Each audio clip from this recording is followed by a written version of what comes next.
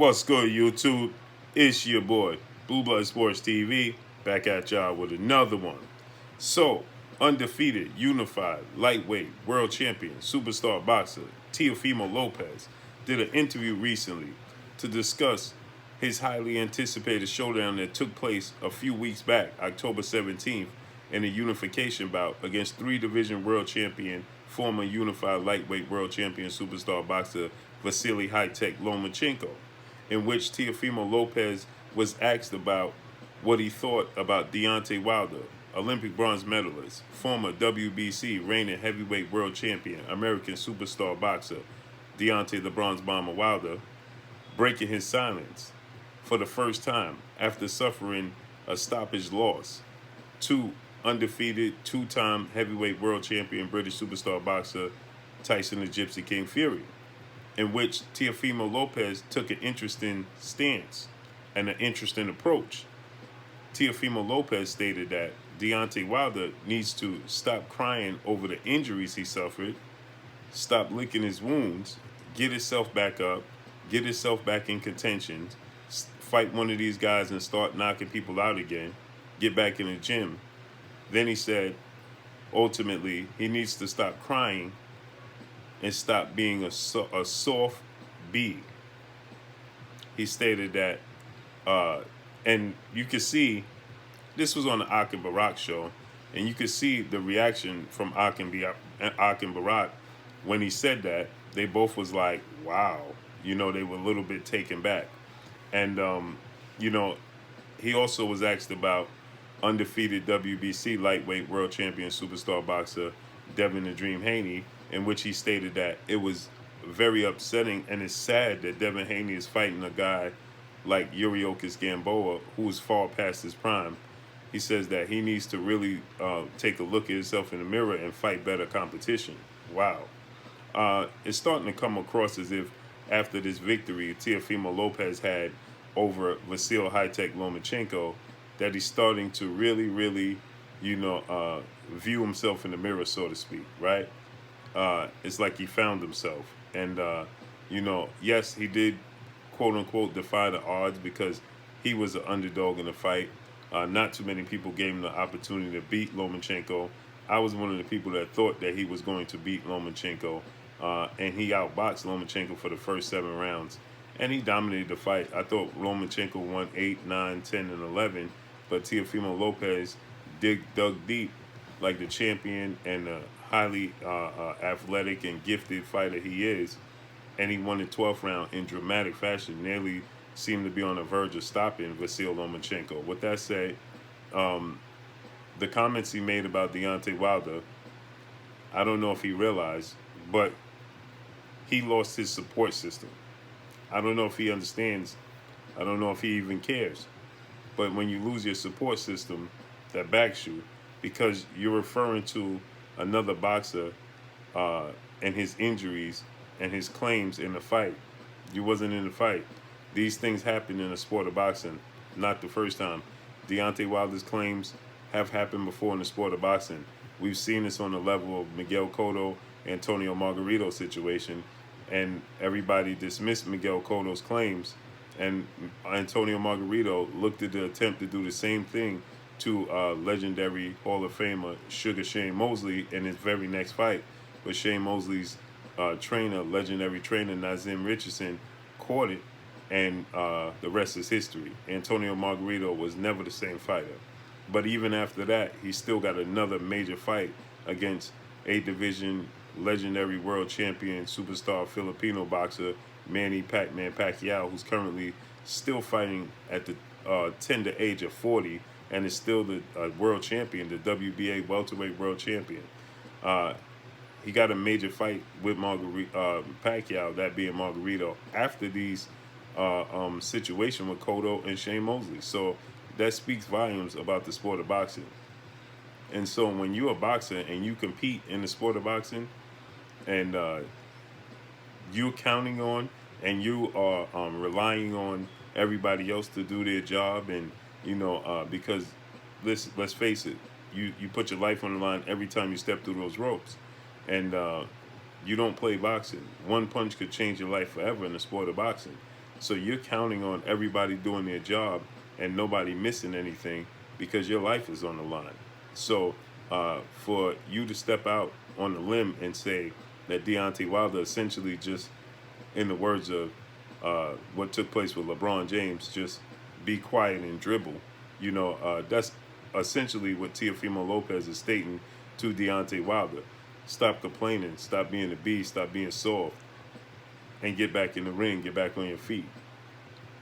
Deontay Wilder has a valid argument, because if you look at Tyson Fury's right glove, you can see there's little to no padding, and you can see his fingerprints in the glove.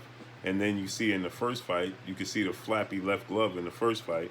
Clearly, the glove is flapping around. Not to mention, Tyson Fury has a history. When you look at the Christian Hammer fight, the weapon was cut on a brand new pair of gloves, and the referee caught it right as the fight was getting ready to take place. And then the referee told Tyson Fury that he had to change his glove right there in the ring before the fight. He delayed the fight until Tyson Fury had to switch his gloves. So there's a lot of things that goes along with this story. And for Teofimo Lopez to come out and make these statements was irresponsible on his part, seeing as though he is a participant in the sport of boxing, and you're talking about your peers, and you're talking about a sport that you don't play. This is the most serious sport of all the sports next to football, and things happen in the sport of boxing. We saw the situation with Panama Lewis. With that fighter, the pattern was taken out. Not to mention, you have a guy in Nicholas Asbury, who was Tyson Fury's sparring partner, that made these claims before Tyson Fury even fought Deontay Wilder, that in sparring, he took the pattern out, removed the pattern in his glove, and he thought that he had put something in his glove, because Nicholas Asbury said he never felt that sharp pain. But when he showed the gloves, he found the gloves, he said all the pattern was removed out of the glove. So we know these things happen. And Nicholas Asbury was at odds with Deontay Wilder. So it wasn't even as if Nicholas Asbury is Team Wilder or a friend of Deontay Wilder. He was actually at odds with Deontay Wilder when this all took place. So, like I stated, it was irresponsible on the part of Teofimo Lopez, and he made these statements. And it's a strong possibility that he could regret making these statements, because your support system is gone, and you have a long way to go in your career, and you never know what takes place in the future, right? You never know what tomorrow holds. So there could come a time where Teofimo Lopez could be, hopefully not, I hope this never comes to fruition, but there's a possibility that he could be in the same position, and then you become the boy that cried wolf, because nobody's going to look at you and state that. Everybody's going to look at you and say, well, you should just dust yourself off and get back in the ring. Never mind those claims. Is Teofimo Lopez willing to step in the ring with a guy that, has an unfair advantage? You see, there is Olympic-style drug testing in the sport of boxing, because Floyd Mayweather stated he wanted to clean up the sport of boxing, because guys were coming in and using performance enhancers and coming in the ring with unfair advantages. So Floyd Mayweather stated that he wanted to apply Olympic-style drug testing ahead of his massive mega showdown, once-in-a-generation showdown with Manny Pacquiao, and everybody was claiming that Floyd Mayweather was being a diva and adding rules to the sport that didn't belong in the sport, that weren't a part of the sport, and that was new to the sport. Now, if you look at the sport, everybody was saying that Floyd Mayweather was just crying, and he was just avoiding Manny Pacquiao. He just didn't want to face Manny Pacquiao, because Manny Pacquiao was the person that was going to defeat and put a blemish on Floyd Mayweather's undefeated, shiny resume. That turned out not to be true, now did it? And now everybody within the sport of boxing uses Olympic-style drug testing. But at the moment, Floyd Mayweather was getting a lot of flack for these for wanting Olympic-style drug testing in the sport of boxing, because he said there was just far too many people that were taking advantage of performance enhancers and going into the ring with unfair advantages, and he wanted to be on the even playing field every time he stepped in the ring with his opponents. Floyd Mayweather said, if you're going to beat me, you're going to beat me fair and square. You're not going to have an unfair advantage. So thus the reason why he wanted to implement Olympic-style drug testing. And now look, every fighter at that time, like I stated, everybody was, labeling Floyd Mayweather a ducker and just wanting to avoid Manny Pacquiao fight, and felt like he was didn't feel confident that he could beat Manny Pacquiao. Well, eventually he did beat Manny Pacquiao. Manny Pacquiao at the time did not want to take Olympic-style drug testing. He didn't want to take drug testing at all whatsoever, let alone Olympic-style drug testing.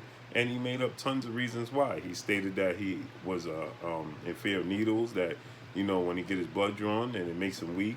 There was tons of reason why. And guess what? He ended up taking the test anyway, and it turned out to be the biggest lucrative fight in the history of the sport of boxing today. Broke all types of records. But at the moment, hindsight is 2020, right? Everybody does it now. Nobody makes mention of it.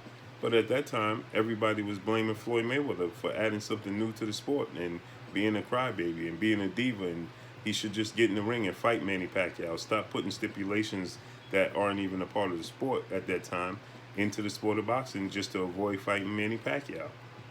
Well, look at it today. Even Manny Pacquiao himself when he has fights, he has his opponents take Olympic-style drug testing. How the shoe turns, right? So with that said, everybody could look at Deontay Wilder and Miguel Cotto, and they could state that they're simply just being divas, right? And that they're just can't accept their losses, right? But then when it turns out, and you look at it from this standpoint, Miguel Cotto had a point, right? And it proved that he was not delusional, and he did have a valid point, and it proved that Antonio Margarito was taking advantage and was cheating. So now we look at the situation with Deontay Wilder and Tyson Fury. Instead of everybody investigating and looking into it, everybody's quick to dismiss it. Teofimo Lopez, you're very early in your career.